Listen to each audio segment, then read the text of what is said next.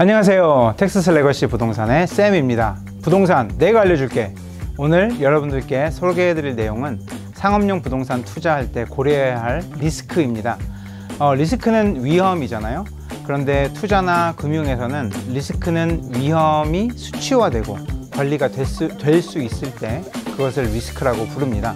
만약 위험이 수치화될 수 없고 관리가 될 수 없다면 그것은 데인저라고 부르고요. 그 데인저러스한 것에는 누구든지 투자를 하지 않는 것을 정말 추천을 드리면서 이 부동산 투자하실 때 어떤 리스크가 있는지 이번 시간에 한번 알아보고 또 어떻게 그 리스크들을 관리하고 해치할 수 있는지 한번 알아보도록 하겠습니다.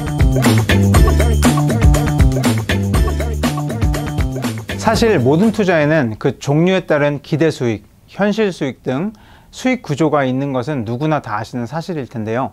그에 비해 투자에 따라오는 리스크는 어떤 것들이 있는지 많이들 생각을 못 하시는 경우를 봐왔던 터라 수익과 리스크는 동전의 양면과 같다고 말씀을 드리면서 예를 들면 통상적으로 리스크 프리 인베스트먼트, 무위험 투자라고 불리는 미국 채권도 국가 리스크가 존재하고요. 시중에서 제공하는 정기예금 상품에도 매우 안전하지만 그 역시도 은행이 부도가 날 수 있다는 리스크가 있죠. 이렇게 우리가 아주 안전하다고 생각하는 미국 국채나 은행의 정기예금에도 리스크가 존재하는데 당연히 상업용 부동산 투자에는 그보다 더 많은 리스크가 존재하겠죠. 그렇다면 부동산 투자에는 어떤 리스크들이 있을까? 넓은 시각에서 거시적 리스크, 매크로 리스크라고 부르고요. 또 미시적 리스크, 마이크로 리스크로 이렇게 두 가지로 크게 분류될 수가 있을 것 같습니다. 조금 더 정리를 하자면 거시적 리스크로는 우리 마켓 리스크, 이자 리스크, 경제 리스크, 또 규제나 법률적 리스크가 있을 수 있겠고요. 미시적 리스크로는 유동성 리스크, 세입자 리스크, 또 운영 리스크, 위치나 환경 리스크 등이 있을 수 있겠습니다. 그래서 이걸 다 다루기는 좀 너무 많기 때문에 오늘은 이 중에 부동산 투자자가 건물주로서 직접 관리하고 또 컨트롤할 수 있는 리스크 세 가지를 한번 다뤄보도록 하겠습니다. 첫째는 유동성 리스크입니다. 유동성은 내가 가지고 있는 자산을 얼마나 빠르게 현금화 시킬 수 있느냐를 측정하는 거죠. 어쩌면 부동산 투자가 다른 투자 자산들과 비교했을 때 이 유동성이 가장 큰 핸디캡이 되는 부분이기도 합니다.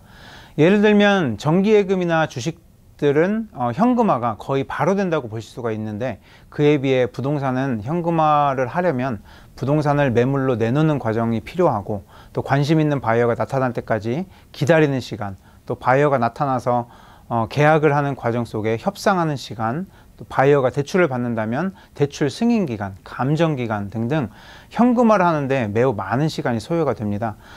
정말 빨라야 60일에서 90일 정도 걸릴 수도 있고 길면은 수개월도 걸리게 되죠. 그럼 이 유동성 리스크를 해지하기 위한 방법은 무엇이 있을까요? 첫째로 정기적으로 발생되는 현금 흐름 중 일부를 보유하는 방법이 있겠고요. 좀 너무 당연할 수도 있죠. 그럼 더 현실적인 방법으로는 처음 부동산을 매도하실 때 은행에서 대출을 일으키시는 경우 다운페이를 넉넉하게 하신다면 나중에 현금이 필요하실 일이 생겼을 때 그 부동산을 담보로 라인 오브 크레딧이나 캐시아웃 리파이낸스를 통해서 건물을 매각하지 않으셔도 자금을 준비하실 수 있게 됩니다. 그럼 이제 두 번째 리스크로 넘어가 볼까요? 두 번째 리스크는 세입자 리스크입니다. 부동산 투자에서 부동산의 가치와 현금 흐름을 결정하는 것은 바로 세입자와의 임대 계약입니다. 그래서 세입자가 어떠한 일로든 간에 문제가 생겨서 임대료를 내지 못하고 건물에 공실률이 생긴다면 당연히 임대료를 받지 못하게 되는 것 때문에 수입에 문제가 생기는 것뿐 아니라 그 세입자가 부담하고 있었던 관리비용, 보험료, 재산세, 출보넷, 지난번에 한번 다뤘던 내용인데요. 이 출보넷 비용들을 건물주가 다 부담해야 되는 상황이 발생하게 되겠죠. 그리고 또 공실률이 생겼을 때 새로운 세입자를 찾는 과정 속에 추가 비용들이 발생을 하게 됩니다. 그래서 세입자 리스크를 관리하는 게 정말 중요한데요. 이 리스크를 관리하기 위해서는 첫 번째 방법으로 다이버시피케이션입니다. 많이 들어보셨을 텐데요. 다양한 유형의 건물과 또 다양한 세입자들이 있는 건물들을 부동산 포트폴리오로 구성한다면 하나 둘의 세입자들의 문제가 생겨서 공실이 생기더라도 남은 세입자들을 통해 계속해서 현금 흐름이 창출되고 잠깐은 타격이 있겠지만 금방 정상화 하실 수 있을 겁니다. 두 번째 방법으로는 세입자 스크리닝입니다.